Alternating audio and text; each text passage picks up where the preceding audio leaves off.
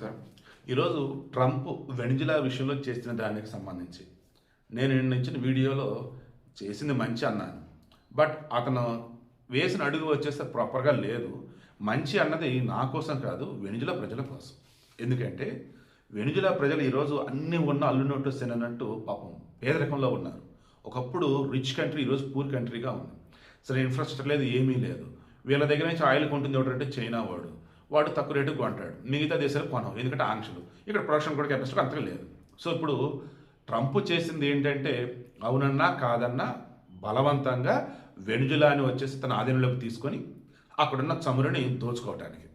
గతంలో Hugo Chavez రావడానికి ముందున్న పాలకులు ఈ అమెరికా వాళ్ళతో కలగలిసి ఈ భారీగా ఆయిల్ నిక్షేపాలు వాళ్ళకి అమ్మటం ఇలా చేస్తూ ఉండేవాళ్ళు, కలగలిపి వ్యాపారం చేసేవాళ్ళు. అప్పుడు బాగానే ఉండేది.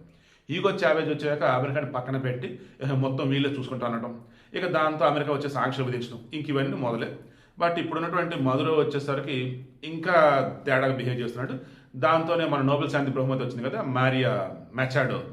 ఆమె వచ్చేసి మా దేశం మీద యుద్ధం చేయండి, మా దేశ అధ్యక్షుడు ముందు లాక్కెళ్ళిపోండి, అది ఇది అని చెప్పుకుంటూ వచ్చింది. ఆమె శాంతి బహుమతి కూడా ఇచ్చారు. కారణం ఆ దేశ ప్రజల కోసం గలమెత్తడమే. ఇప్పుడు నేను చెప్పేది ఏంటంటే ఓవరాల్ ప్రపంచం మొత్తం మీరు గమనించండి. ఉక్రెయిన్ మీద రష్యా యుద్ధం చేస్తున్నా, తర్వాత వచ్చేసి తైవాన్ మీద పదే పదే హడావుడి చేస్తూ ఉంటాడు చైనా వాడు.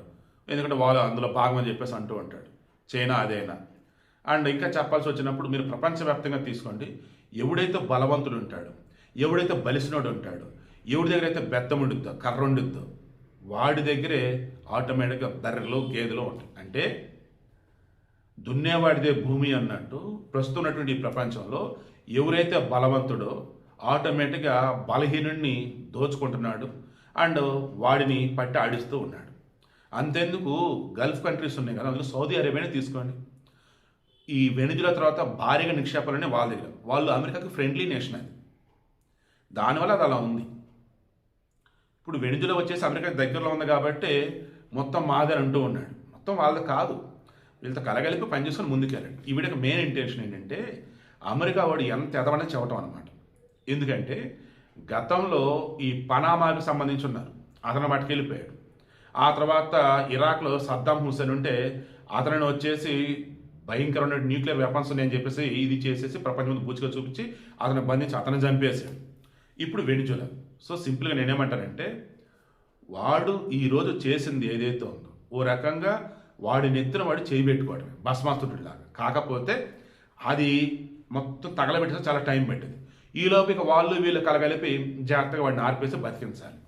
సింపుల్. నేను చెప్పదలుచుకుంది ఏంటంటే సొసైటీలో కానీ బయట కానీ ఎక్కడైనా సరే అవతల ఉన్నవాడు బలవంతుడు మూర్ఖుడు అన్నప్పుడు వాడితో జాగ్రత్తగానే ఉండాలి. వాడు అడిగింది ఏదో కొంచెం వాడు పడేసి మిగతా మనం జాగ్రత్తగా దాచుకోవాలి.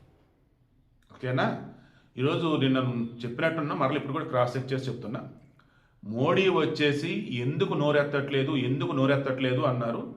మోడీ ఎందుకు నోరెత్తాలి? అమెరికాతో కయ్యం పెట్టుకోవటానిక? వెనుజులా మన ఫ్రెండ్లీ నేషనా? ఎందుకు? విదేశాంగ విధానం అనేది ఒకటి ఉంటుంది, దానికి తగ్గట్టుగానే మోడీ వేసాల్సిన అడుగులు వేస్తూనే ఉన్నాడు. సందర్భం వచ్చినప్పుడు అన్ని లెక్కలు సరి చేస్తాడు. ఇది భారతదేశం. మోడీ వచ్చేసి ఒక పార్టీకి సంబంధించి, మోడీ భారతదేశ ప్రధాని కాబట్టి అలా. తర్వాత ఉత్తర కొరియా కిమ్ జోలికి పోడు ఎవరు? ట్రంప్. ఎందుకు? వాళ్ళ దగ్గర న్యూక్లియర్ వెపన్స్ ఉన్నాయి అండ్ వాడు మూర్ఖుడు రాజు కన్నా బలవంతుడు కాబట్టి కిమ్ మీదకి వెళ్ళడు, కిమ్ను పట్టుకోడు. అదేవిధంగా జెలెన్స్కీ కమెడియన్, రష్యా పుతిన్ కూడా ఎలాగ పట్టుకెళ్ళి అమెరికా అని చెప్పేసి అంటున్నాడు. పుతిన్ దరిదాపు కూడా ఎవడు వెళ్ళలేడు, అంత powerful person. And Russia nuclear country ఏంటి మరి? సో సింపుల్గా నేను చెప్పదలసింది ఏంటంటే అవతల ఉన్నవాడు బలవంతుడు లేదా అవతల ఉన్నవాడు బలహీనుడైనా వాడి దగ్గర ఆయుధాలు బలమైనవి అనుకున్నప్పుడు వాళ్ళ జోలికి ఎవరు పోరు. నయానో భయానో మాటలతోనే క్లోజ్ చేసుకుందని అనుకుంటారు తప్ప ఏదైనా చేద్దాం అనుకున్నాడు అంటే ఆటోమేటిక్గా అవతల కూడా తెగిస్తాడు.